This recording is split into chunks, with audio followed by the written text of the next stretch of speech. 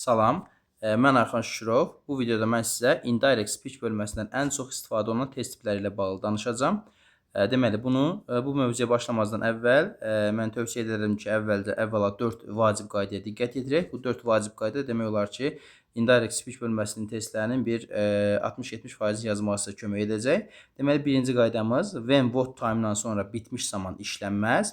İkinci qaydamız ask, want to know, wonder və doubt feillərindən sonra that bağlayıcısı işlənməz.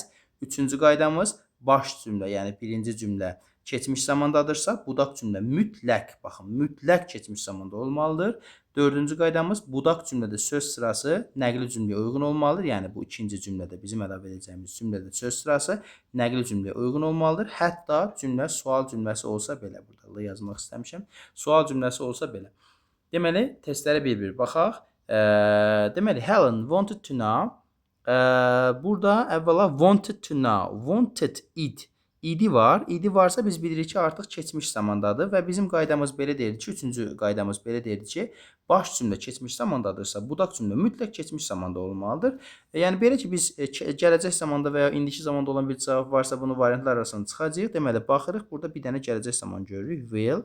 Bu deməli artıq 5-ci variant bizim doğru variantımız deyil. Bunu variantlar arasından çıxırıq. Sonra davam edirik. Want to know. Bu bizə hardan tanış gəlir? Burada belə bir qayda yazmışdım. Ask, want to know, wonder və doubt feillərindən sonra that bağlayıcısı işlənməz. Deməli, want to know gördük. Biz that axtarırıq. Birinci that'i tapdıq. İkinci that'i tapdıq. Amma burada diqqət edin, mən demişim ki, that bağlayıcısı işlənməz. Yəni, bura baxırıq, want to know that, his mom. Burada that ki mənası verir, bilmək istəyir ki, onun anası nə vaxt gəlir, onun anası gələcəkmi bu mənada. Deməli, burada that bağlayıcı funksiyasını daşıdığına görə bu variant artıq yanlış variant olur. Amma bir də bura baxırıq, why. Burada bağlayıcı why-dır. That nədir? That boy sözünü təyin edən işarə əvəzi idi. O oğlan mənasını verir. Axı biz demişdik ki, that bağlayıcısı işlənməz. Bilirik ki, that bağlayıcı ki mənasını verir. Burada isə deməli that bağlayıcı funksiyasını daşımayıbdır. Ona görə bu varianta çıxa bilmirik. Davam edirik. Sonra deməli bir variantlarını işləyək.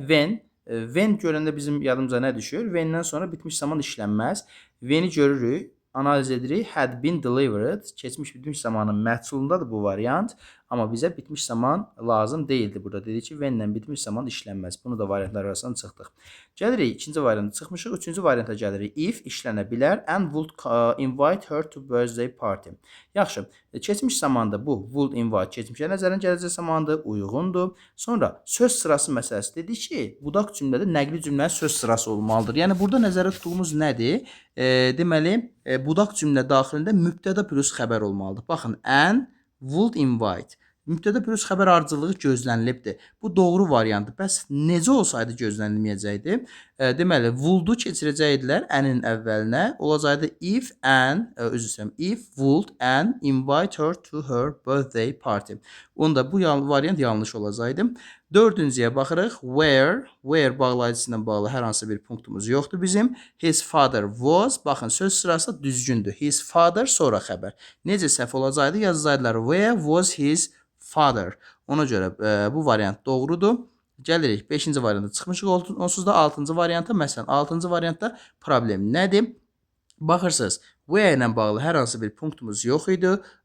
Keçmiş zamanda işlənibdir deyirsiniz, hər zaman cəhətdən də doğrudur. Amma burada didin nə işi var? Çünki biz demişdik ki, söz sırası nəqli cümlə olmalıdır.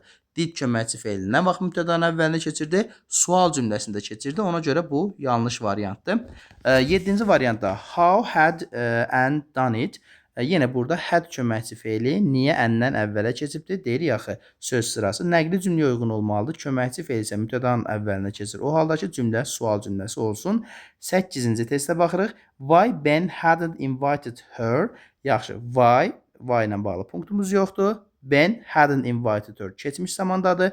Baş cümlə keçmiş zamanda olduğuna görə bu da qaydasındadır. Və köməkçi feili gəlib mübtədanın əvvəlinə yazmayıbdır. Buna görə də doğrudur. Deməli, bu variant doğru variantdır. 9-cu da that bağlayıcı deyildi. Vurguladığımız kimi işarə əvəzi idi. Söz sırasına baxırıq. Mübtəda plus xəbər, yəni hədi gətirib mübtədanın əvvəlinə işlətməyiblər. Ona görə də bu variantda doğru variantımızdır. Deməli, bizim doğru variantımız 3, 4, 8 və 9 olacaqdı. Təşəkkürlər.